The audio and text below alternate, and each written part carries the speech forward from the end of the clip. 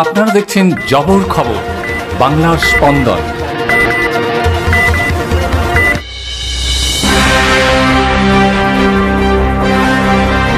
সাত সকালেই রক্তাক্ত যুবকের দেহ ঘিরে এলাকায় চাঞ্চল্য।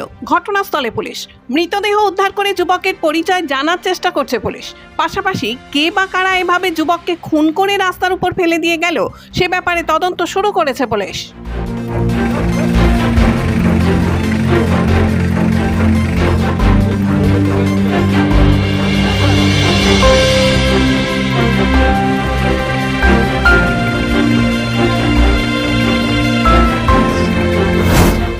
দুর্গাপূজার একাদশীর দিন সকালে বারুইপুর পূর্ব বিধানসভার বেগমপুর অঞ্চলের ৬০ কলোনি এলাকায় কাঠের ব্রিজের কাছে এক যুবকের রক্তাক্ত দেহ পড়ে থাকতে দেখে এলাকার মানুষ।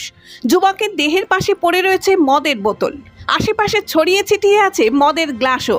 এই ঘটনায় এলাকায় চাঞ্চল্য ছড়ায়। এক প্রত্যক্ষদর্শী জানান, সকালে এসে দেখছি একজন মার্ডার হয়ে পড়ে আছে, গলা কেটে একদম বলপেট্টু ঝুলানো আছে আর রাস্তার উপরেই ফেলে পড়ে আছে। খবর পেয়ে ঘটনাস্থলে আসে বারুইপুর থানার পুলিশ।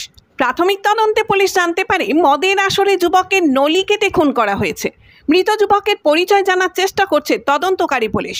পাশাপাশি কে বা কারা কি কারণে এভাবে যুবককে খুন করে রাস্তার উপর ফেলে রেখে গেল সে ব্যাপারে তদন্ত শুরু করেছে পুলিশ।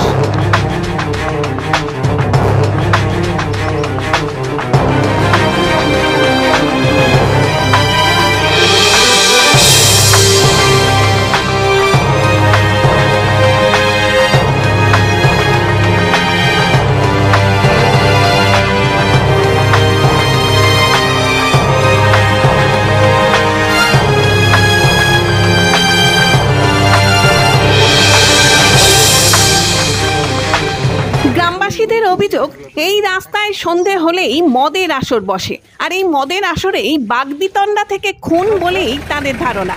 মাথা হয়ে পড়ে আছে, ছেলেদের চেনা যাচ্ছে না কোথায় যাচ্ছিলে। এই রাস্তায় রাত দিন অ্যান্টিসোশাল সব ছেলেরা আসে, মদ পথ খায়, কেউ হুড়তাল করে। এইগুলো না বন্ধ হলে এই রাস্তা পরবর্তীকালে আমাদের চলাফেরা প্রবলেম হয়ে যায়।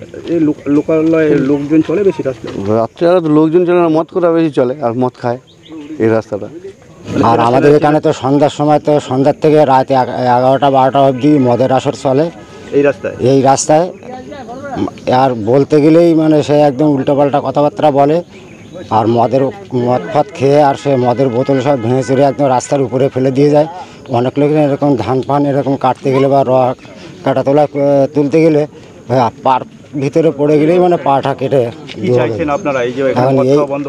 এইটা আমরা তো চাই যে মদ খাওয়াটা বন্ধ হোক, বা এইখানে একটু পুলিশ এসে যদি একটু ইয়ে করে তাহলে একটু সুবিধা হয় আমাদের। নয়তো তো এই একের পরে এক মানে এরকমভাবে চলতেই থাকবে একভাবে। আপনার নাম? আমার নাম নারায়ণ গোলদার।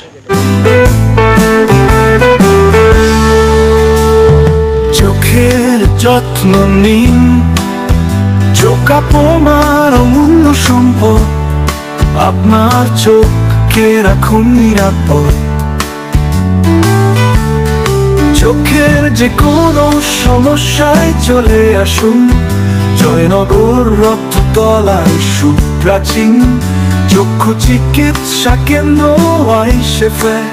চক্ষু চিকিৎসা মানেই আইসেফ, জয়নগর রক্ততলা মোড়।